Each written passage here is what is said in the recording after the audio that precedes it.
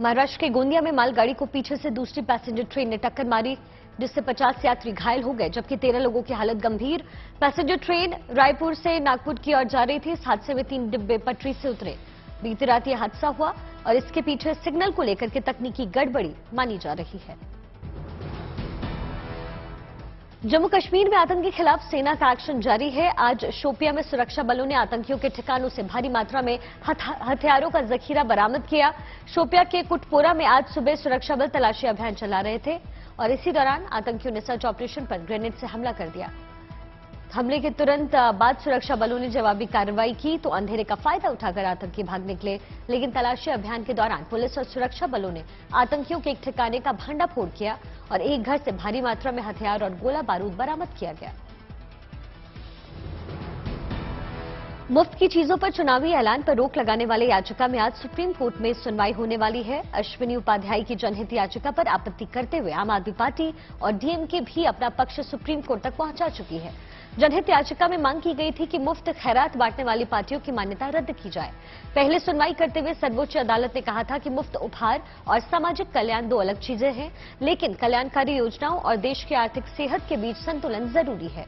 Court ने सभी पक्षों से लिखित सुझाव भी मांगे, जिस पर आज सुनवाई होनी है। 38 साल पहले सियाचिन में शहीद हुए उत्तराखंड निवासी लांस नायक चंद्रशेखर हरबोला का पार्थिव शरीर आज हल्द्वानी पहुंचेगा। कल ही पार्थिव शरीर पहुंचना था, लेकिन मौसम खराब होने की वजह से यह संभव नहीं हो पाया। लेकिन उम्मीद है कि आज लांस नायक चंद्रशेखर का पार्थिव शरीर हल्द्वानी लाया जा सकेगा। मूल रूप से अल्मोड़ा जिले के रहने वाले चंद्रशेखर हरबोला 19 कुमाऊं रेजिमेंट में लांस नायक थे और वो 1975 में सेना में भर्ती हुए थे। कांग्रेस आज से देश के सभी विधानसभा के सभी मंडियों, रिटेल मार्केट और कई जगहों पर महंगाई चौपाल का आयोजन करने जा रही है, जो 23 अगस्त तक चलती रहेगी। इसके बाद कांग्रेस पार्टी 28 अगस्त को महंगाई पर हल्ला बोल रैली का आयोजन करके रामलीला मैदान में करने वाली है।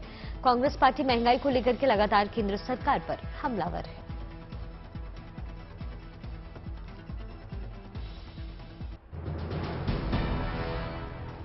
बिहार में बीजेपी ने 2024 के लोकसभा चुनाव के लिए 35+ सीटों का टारगेट फिक्स किया है। नीतीश कुमार के पाला बदलने के बाद बीजेपी में मंथन का दौर अब शुरू हो गया।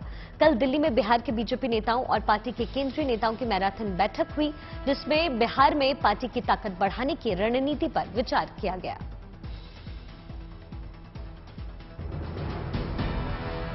बिहार में हुए कैबिनेट विस्तार को पूर्व उप मुख्यमंत्री सुशील मोदी ने असंतुलित बताया। सुशील मोदी ने कहा कि मंत्रिमंडल में 33% जगह यादवों मुसलमानों को दी गई। इसके साथ सुशील मोदी ने कहा कि मंत्रिमंडल में कई ऐसे लोगों को जगह दी गई है जिसके ऊपर आपराधिक मामले दर्ज हैं। सुशील मोदी ने कहा कि आखिर नीतीश कुमार ने किस मजबूरी में ऐसे लोगों को मंत्रिमंडल में जगह दी है। आरजेडी के चीफ लालू यादव आज पटना पहुंच रहे हैं। आज वो अपनी पार्टी के विधायकों और नीतीश कुमार से मुलाकात करेंगे। लालू यादव की तबियत खराब होने के बाद दिल्ली के एम्स में भर्ती करवाया गया था, इसलिए नई सरकार बनने के बाद मंत्रिमंडल के बंटवारे पर बात करने के लिए नेता उनसे मिलने दिल्ली ही आए। उसके बाद ही कल पटना में मंत्रिमंडल का विस्तार किया गया। आज से महाराष्ट्र विधानसभा का मानसून सत्र शुरू हो रहा है, जिसके हंगामेदार रहने के आसार हैं। सत्ता में बदलाव के बाद आज पहला सत्र हो रहा है, इसलिए उद्धव कैंप के कई मुद्दे उठाए जाएंगे और सरकार को घेरने की पूरी कोशिश होगी। विदेश मंत्री एस जयशंकर ने कहा कि भारत के रूस से क्रूड ऑयल निर्यात पर जो बात हमारे लिए फायदेमंद है वो हम कर रहे हैं। हमारे देश की प्रति व्यक्ति आय $2000 है, इसलिए लोग ज्यादा महंगा ऊर्जा का उपयोग करने की स्थिति में नहीं है। इसलिए हमारा कर्तव्य है कि हम देश के सही डील का चुनाव करें। गुजरात में एक बार फिर कुदरत ने बारिश के रूप में कहर बरपाना शुरू कर दिया है। अहमदाबाद में सरदार सरोवर नर्मदा डैम के 23 गेट खोले गए, जिससे 5 लाख क्यूसेक पानी छोड़ा जाएगा। गेट खोलने से भरूच के नजदीक गोल्डन ब्रिज के पास पानी का स्तर बढ़ने लगा। यही नहीं, ओंकारेश्वर डैम से भी पानी छोड़ा जा रहा है, इसलिए प्रशासन ने करजन, डभोई और शिनौर तालुका में चेतावनी अलर्ट किया है। गुजरात के सूरत में हालात कुछ अच्छे नहीं हैं। शहर के कई इलाकों में अच्छी बारिश हुई, जिससे कई इलाकों में जलभराव के हालात अब पैदा हो गए। सूरत में मीठी खाड़ी में जल स्तर बढ़ने के बाद बाढ़ का खतरा मंडराने लगा। हालांकि अभी से ही सूरत के कई इलाकों में रास्ते तालाब जैसे हो गए हैं। घरों में पानी भर गया है। पिछले कुछ दिनों से सूरत वासियों को राहत मिली हुई है, लेकिन एक बार फिर शहर पर बाढ़ का खतरा मंडराने लगा है। तापी नदी का जलस्तर भी अब तेजी से बढ़ रहा है। गुरदासपुर में जिला प्रशासन ने बाढ़ का अलर्ट जारी किया। रावी नदी में लगातार पानी छोड़ा जा रहा है, जिससे रावी नदी में पानी का बहाव तेज हो गया है, जिससे रावी नदी का जलस्तर काफी बढ़ गया। सीमावर्ती कस्बे डेरा बाबा में रावी नदी के किनारे पानी भर गया और नानक नदी के पास के खेतों में पानी घुस गया है। रावी नदी की पानी के कारण पुल के पास सड़क में एक बड़ी दरार के कारण स्थानीय लोगों को बड़ी कठिनाई का सामना करना पड़ रहा है। सेना और जिला प्रशासन को बचाव कार्य के लिए लगा दिया गया है। पंजाब का पठानकोट भी भारी बारिश की वजह से मुश्किल में आ गया है। यहां के रणजीत सागर में पानी जलस्तर लगातार बढ़ता जा रहा है, इसलिए जिला प्रशासन को हाई अलर्ट पर रखा गया है ताकि किसी मुश्किल हालात से तुरंत निपटा जा सके। देश के कई इलाकों में मूसलाधार बारिश जारी है। कर्नाटक के कलबुर्गी में भी भारी बारिश से हालात बुरे होते जा रहे हैं। यहां के सोना बैराज से पानी छोड़ा गया, जिससे भीमा नदी का जलस्तर बढ़ गया और नदी के आसपास के इलाकों में बाढ़ का खतरा मंडराने लगा। धुआंधार बारिश से मध्य प्रदेश का तमाम जिले जलमग्न हो गए। भोपाल, ग्वालियर, इंदौर, उज्जैन, चंबल, नर्मदापुरम डिवीजन जिले पानी पानी हो गए हैं। मंदसौर में तो पशुपतिनाथ मंदिर पानी की चपेट में आ गया, क्योंकि यहां पर शिवाना नदी में पानी का जलस्तर बढ़ गया है। यही नहीं, मध्य प्रदेश की राजधानी भोपाल की हालत भी बारिश से खराब नजर आए। चारों तरफ पानी पसरा हुआ नजर आया। मध्य प्रदेश के नर्मदापुरम में बाढ़ जैसे हालात पैदा हो गए। खासकर निचले इलाकों में पानी भर गया है, जब से नर्मदा नदी में जलस्तर बढ़ा है। पंचमढ़ी से लौटते हुए सीएम शिवराज सिंह चौहान नर्मदापुरम पहुंचे और बाढ़ प्रभावित जिलों के कलेक्टर से वीडियो कॉन्फ्रेंसिंग के माध्यम से चर्चा की। यही नहीं, नर्मदापुरम में आई बाढ़ को लेकर के शिवराज सिंह चौहान सपत्नी सेठानी घाट पहुंचे और उन्होंने बाढ़ का जायजा लिया।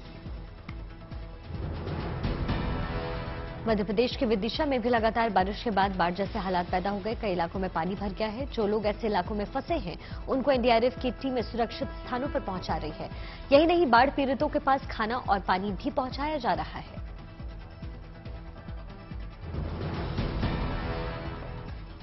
बाढ़ की विभीषिका के बीच एक तस्वीर ने सबका ध्यान खींचा।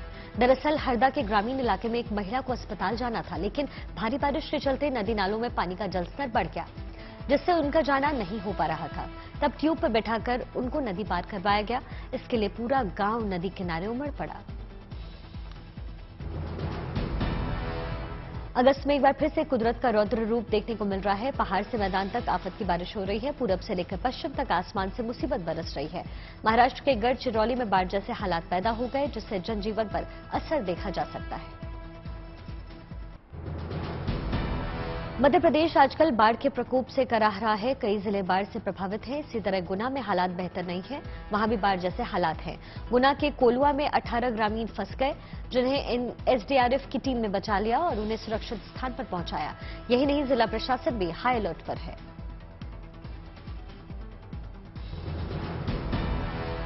फतेहपुर में देर रात शहर में हुई बारिश के बाद कई इलाके पानी से जलमग्न हो गए। फतेहपुर के नवलगढ़ पुलिसिया के रेलवे अंडरपास के बरसाती पानी में स्कूल की बस फंस गई। बस में सवार स्कूली बच्चे घबरा गए और लेकिन बस को जेसीबी की सहायता से बाहर निकाला गया। वहीं शहर के पुराने सिनेमा हॉल नादिया ली प्रिंस हवेली इलाके भी पानी में जलमग्न नजर आए। बारा के छबड़ा क्षेत्र के नवाबपुरा गांव में नदी के ऊपर पुलिया छोटी और नीची दोनों ही जर्जर स्थिति में है और टूटे होने की वजह से ग्रामीण और स्कूल जाने वाले बच्चों को भारी परेशानियों का सामना करना पड़ रहा है। पुलिया कई वर्षों से टूटी पड़ी है। ऐसे में भारी बारिश के चलते मुसीबत और बढ़ गई है। बैतरनी और शालंदी नदियों और उनकी सहायक नदियों में पानी का जलस्तर बढ़ने से ओडिशा के भद्रक में बाढ़ के हालात पैदा हो गए। कई ब्लॉक में पानी घुस गया है, जबकि 25 से ज्यादा गांवों का संपर्क कट गया। चारों तरफ पानी ही पानी फैला है। पिछले 3 दिनों से लोग बाढ़ में फंसे हुए हैं। इटावा में यमुना नदी में बांध से पानी छोड़े जाने के बाद से उफान आ गया है। इससे आसपास के इलाकों में पानी फैलने लगा है। नदी के किनारे के खेत डूबने शुरू हो गए हैं। लगभग 1 दर्जन किसानों के 50 बीघा से अधिक फसल डूब गई है और पानी बढ़ा तो 3000 बीघा खेती यमुना नदी की चपेट में आ सकती है, जिससे किसानों के चेहरे मुरझा गए हैं। प्रशासन ने चेतावनी जारी की है कि लोग यमुना किनारे से हट जाएं।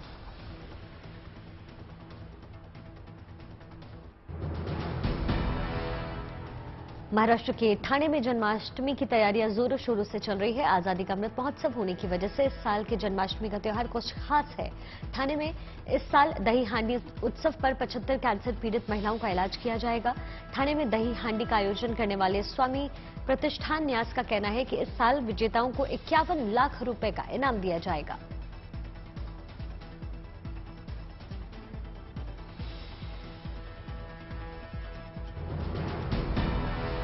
जन्माष्टमी की वजह से मिट्टी के मटकों की मांग बढ़ गई है। नवी मुंबई में मटकों की बढ़ती मांग की वजह से मटकों की कीमत में इजाफा देखा गया, जिससे कुम्हारों के चेहरे खिल गए, जिनके लिए इस बार कृष्ण जन्मोत्सव का पर्व खुशियां लेकर आया है। गणेश चतुर्थी का त्योहार नजदीक आने से मूर्तियों की मांग भी बढ़ने लगी है, जिसकी वजह से कानपुर के मूर्ति बनाने वाले छोटे से लेकर बड़े कारीगर तक के चेहरे खिल गए। इन्हें लगने लगा है कि इस साल मूर्तियों की बिक्री अच्छी होने से कमाई भी अच्छी होगी। केरल से सबरीमाला में जाने वाले भक्तों के लिए खुश कर देने वाली खबर सामने आई है। जिन श्रद्धालुओं को 2 सालों से सबरीमाला मंदिर खुलने का इंतजार था, अब उन भक्तों के इंतजार की घड़ी खत्म हो चुकी है। केरल के सबरीमाला मंदिर को भक्तों के लिए खोले जाने का फैसला किया गया है। बदलते हालातों के बीच श्रीनगर में स्थानीय कला और उत्पादों को लगातार प्रोत्साहित किया जा रहा है। इस कड़ी में कश्मीरी कला और हस्तशिल्प को बढ़ावा देने के लिए श्रीनगर में सरकार की तरफ से एक प्रदर्शनी का आयोजन किया गया। ये प्रदर्शनी इसलिए आयोजित की गई ताकि हस्तशिल्प से जुड़े बुनकरों का भविष्य संवर सके।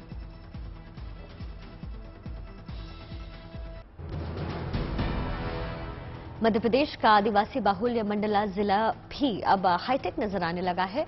यहां रोबोट ने यातायात व्यवस्था की कमान संभाली है। इंदौर के बाद मंडला मध्य प्रदेश का दूसरा जिला है जहां रोबोट यातायात व्यवस्था में तैनात किया गया। सबसे खास बात यहां ये रोबोट लाखों के खर्च करने पर नहीं, बल्कि महज कुछ हजार रुपए के खर्च पर बनकर तैयार हुआ है।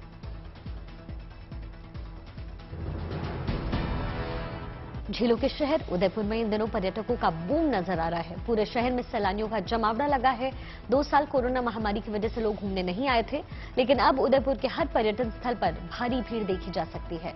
शहर का हर छोटा बड़ा होटल जन्माष्टमी तक बुक कर दिया गया है, जिससे टूरिज्म उद्योग से जुड़े लोग काफी खुश हैं।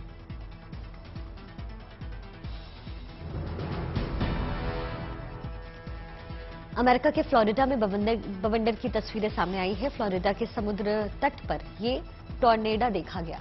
चक्रवात के दौरान तटीय इलाके में तूफान ने भारी तबाही मचाई। कुछ देर के लिए आए इस कुदरत के कहर ने फ्लोरिडा को हिलाकर रख दिया। इलाके में जबरदस्त बारिश और हवा के तेज झोंके ने लोगों को दहला दिया।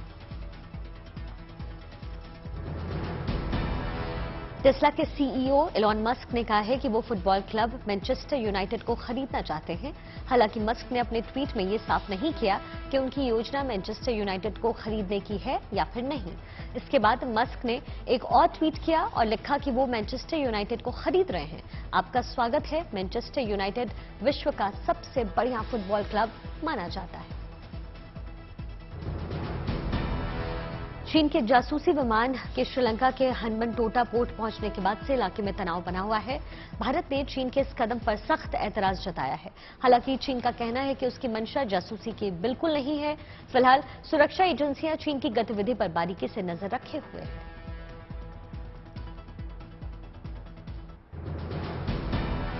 आने वाले फेस्टिव सीजन को देखते हुए कारों इलेक्ट्रॉनिक आइटम्स की डिमांड बढ़ने का अनुमान जताया जा रहा है। इसलिए कंपनियां पिछले साल से 50% ज्यादा प्रोडक्शन करने वाली है। अगले 3 से 4 महीनों में कंज्यूमर सेंटिमेंट्स मजबूत बने रहने का भी अनुमान है।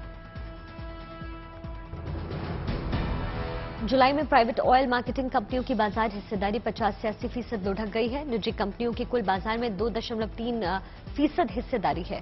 जुलाई 2021 में निजी कंपनियों की कुल बाजार हिस्सेदारी 10.6% थी। महंगे कच्चे तेल के मुकाबले सस्ता पेट्रोल डीजल बेचने की वजह से बिक्री घटी है। महंगाई से जनता की मुश्किलें लगातार बढ़ती जा रही है। आज से अमूल मदर डेयरी का दूध 2 रुपए प्रति लीटर महंगा हो गया है। 5 महीने के निचले स्तर पर जाने के बावजूद थोक महंगाई दर 16 महीनों से डबल डिजिट पर बनी हुई है। अप्रैल जून तिमाही में घरों की कीमत 10% तक बढ़ी। यही नहीं, ब्याज दर बढ़ने से होम लोन की ईएमआई में भी बढ़ोतरी हुई है। गूगल ने छटनी की चेतावनी जारी की। कंपनी का कहना है कि अगली तिमाही के रिजल्ट अच्छे नहीं आने पर छटनी किया जाएगा। पिचाई ने हाल ही में कहा था कि काम के मुकाबले कंपनी के पास ज्यादा कर्मचारी हैं, इसलिए कंपनी छटनी कर सकती है। WTW की रिपोर्ट में अगले साल 10% औसत इंक्रीमेंट का अनुमान लगाया गया है। 58% कंपनियों ने सैलरी के लिए बजट बढ़ाने का प्लान बनाया है।